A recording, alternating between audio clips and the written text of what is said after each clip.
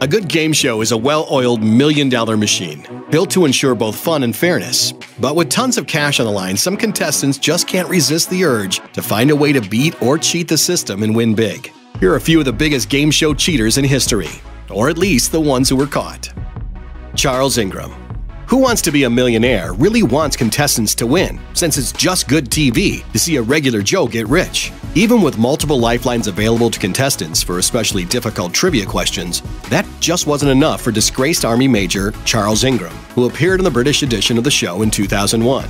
According to Vice, Ingram stationed two people in the audience, his wife Diana and his friend Taekwon Widdock, both former contestants. As he carefully read off each of the 4 multiple-choice answers out loud, he'd listen for a cough, which was allegedly a signal from his plants as to which answer was the correct one. Using this ridiculous method pioneered by cheating high school students, Ingram actually won the £1 million grand prize. The scheme was ultimately discovered and all 3 were found guilty of, quote, procuring the execution of a valuable security by deception, or in simpler terms, fraud. All 3 received suspended prison sentences and were fined a combined total of £55,000, which Charles allegedly never paid. Ingram was also stripped of his title by the Army Board after 17 years of service. As if that weren't enough bad karma, Charles Ingram later slipped on an apple while mowing his lawn and cut off 3 of his toes. Sorry, Charlie. Adriana Abenia. In 2014, Spanish model Adriana Abenia appeared on Pasapalabra, Spain's version of Password. Abenia's blatant cheating scheme occurred during a segment where she had to listen to song clips and identify the name and performer. The game had barely started when the host and other contestants noticed that she kept looking at a phone she had hidden in her lap. She'd been using the music identification app Shazam. She was called out on it right on the show, but everyone just laughed it off. The host, Christian Galvez, even said that she deserved a special prize for cheating so brazenly. A few days later, Abenia made her intentions clear, saying, "No one told me that I could not cheat. You also have to understand that it was to help someone else. I'm very altruistic."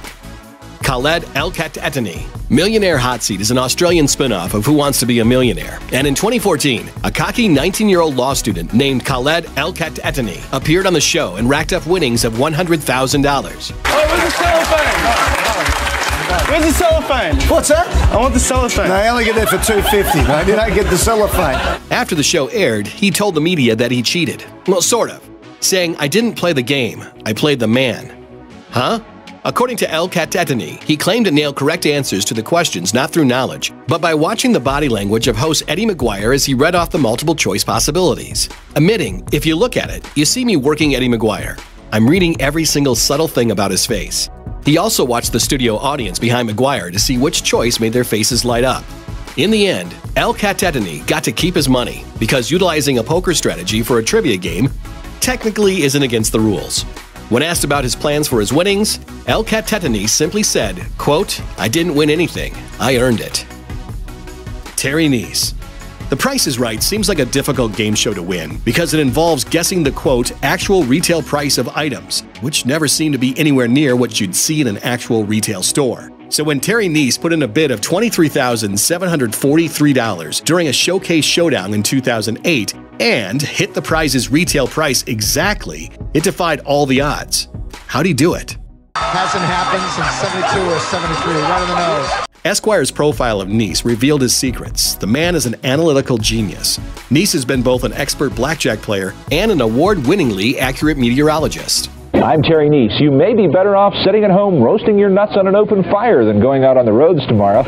Kniess told Esquire that he and his wife recorded episodes of The Price is Right every day for 4 months, then memorized the prices of all the items the show used, and frequently reused in the Showcase Showdown segment. From there, it was just basic math. It wasn't even a new strategy. How did you settle on 2140? I seen that on there last week, and that was the exact price. I know that's what it is. I seen that. I watch you every day. Host Drew Carey floated another theory. In the audience during the taping was Ted Slauson, a regular Price attendee and one-time contestant who had also amassed an encyclopedic memory of showcase prices. Carey and show producers seem to think that Slauson colluded with Kniess and used hand signals to tell him the perfect price, an allegation that both men deny. Kniess got to keep his winnings because, despite their suspicions, the show couldn't prove he did anything wrong, other than being really good at math. Get those nerds! Nerds! Nerds! Korilla BBQ.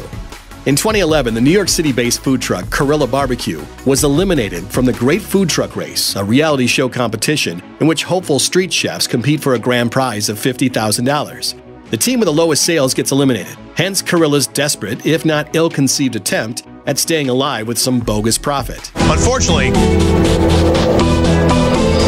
one of you guys tried to cheat. It was clear that you put $2,700 of your own money in the till. The owners of the Korean-Mexican fusion truck maintained their innocence, despite a confidentiality agreement that barred them from speaking out in too much detail. Food Network originally only said that the team was eliminated from the show after making, quote, an unfortunate decision. It wasn't until a 2016 interview with KoreanAmericanStory.org that Korilla BBQ owner Eddie Song finally cleared up what really happened.